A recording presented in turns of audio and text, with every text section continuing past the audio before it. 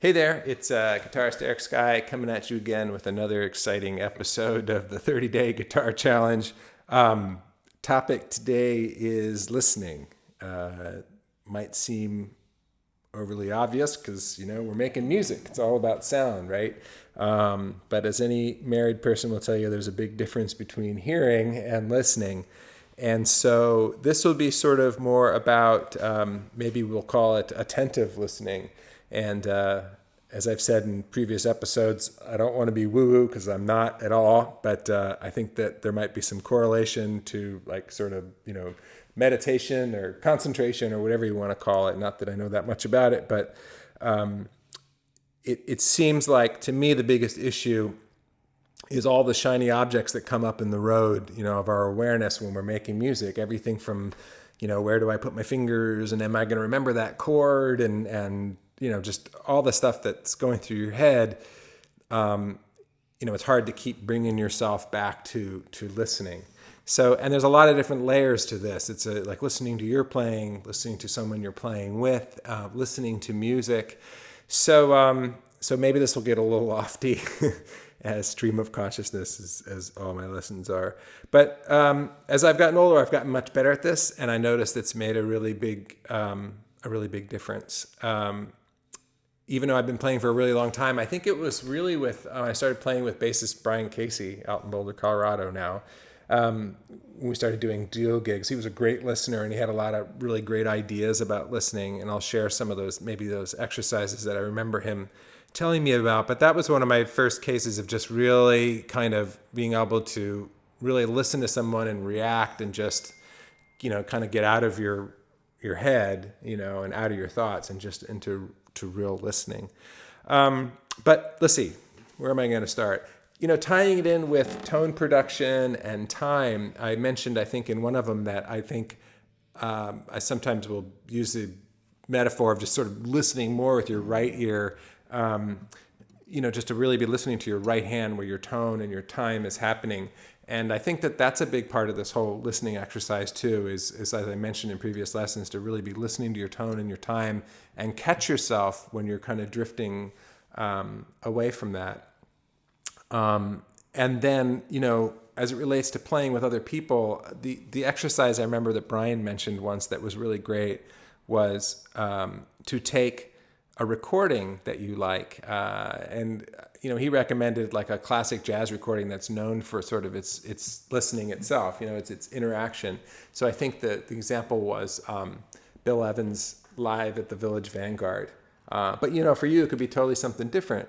But that record, the idea was to listen to it maybe 3 times in a row, maybe, on your couch in your living room with your eyes closed and headphones. I think it's good. It's like one of those sensory deprivation tanks, just to be totally immersed in it. And, take one tune and start from beginning to end and just almost like a guided meditation, just focus on Bill. Just focus on the piano, because some exciting things are going to happen in the drums and the audience, and some exciting things are going to happen on the bass. But just no matter what happens, just like really focus on what Bill's doing. And other things that are going to come up is, my butt hurts, and God, I got to call my tax guy. Like all that stuff's going to come up, but just sort of, just acknowledge it, but don't get pulled away into it. Don't get pulled out of the stream. Just kind of stay on it. And then maybe, rewind. I don't know if things rewind anymore, but yeah, rewind the record and listen to it again. But this time, really focus on Scott LaFaro's bass playing, and that's a little trickier because the pianos kind of we're sort of conditioned to that being kind of out front. But there's probably a wicked solo in there. So, but regardless, just kind of stick with the bass. And again, as all these things come up in your mind about what's happening in the room and what's happening in your life, and then also what's happening in the recording, just kind of stay on it. And then the same thing with Paul Motion's drumming. Just sort of really just try to be him and be in his perspective and hear how he's reacting to things and listening to things.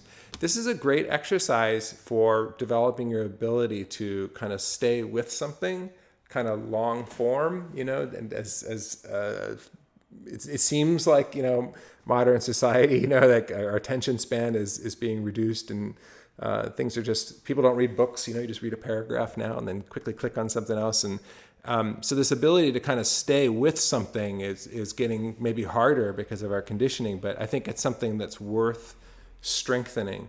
So that's a really good exercise that I've used in the past.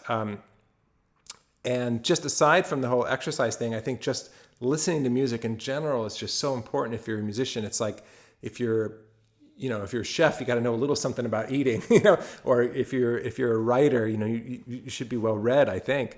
And I think it's the same thing with music. And I think I spend a lot of time listening. A real important part of my day is I have nice headphones. It's just a really important thing to me. And if I'm going to go for a walk, I'm listening to something. Sometimes I'll be researching something. If I was going to like maybe arrange a new tune or something, then I might actually make like a playlist on my phone of maybe 5 different people playing that tune or something, and I'll just listen to that in a loop over and over again. I'm a normal person would go nuts, but if you did that for a whole hour and then you actually tried to arrange that tune, you're going to have a lot of information to draw from. So listening can be a part of your practice, which is good news because you can't always sit and play guitar. So if you're driving, really think about your listening, and then maybe even try some of the what I talked about earlier of just sort of really focusing on one thing and staying with it. When I'm doing a solo concert or whatever, again, it's like that same meditative thing. I'm just trying to stay in the zone and really listening to my right hand and really listening to my tone and my time, and just catching myself when I'm not, when my tone's not good or my time's not good, but catching myself when my thinking starts to drift away from that and just trying to stay on it. When I'm playing with somebody else, it's really the same thing. I'm just really listening to them. In addition to, my right hand, I'm really listening to them and what they're doing. And I'm trying to zig when they zag, and I'm trying to compliment them.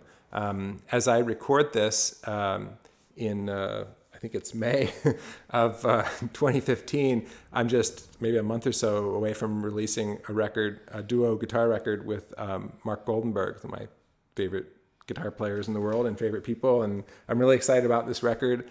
And I think it's maybe one of the better examples, I think, of my work in terms of listening, because Mark is such a great listener, and I think we have a good rapport musically, and so check that out. But mainly I was going to say that I think that when I'm playing with Mark, I'm really just trying to react to what he's doing, and I'm trying to really support what he's doing. I don't know how else to say it. It's so easy to, when you're playing with someone else, to just think about your part, but you just have to trust, I think, that what you're doing is okay and is fine, and maybe you're sort of two minds. You're sort of following your path melodically and harmonically, but just being really sort of supportive of that person, I think, is the point. I don't know if that makes sense, but so if you're playing in a band, or if you're playing with a duo, whatever your situation is, maybe a challenge this week is to, really try to listen to others more and try to really support them and try to, interact with them and keep it interesting.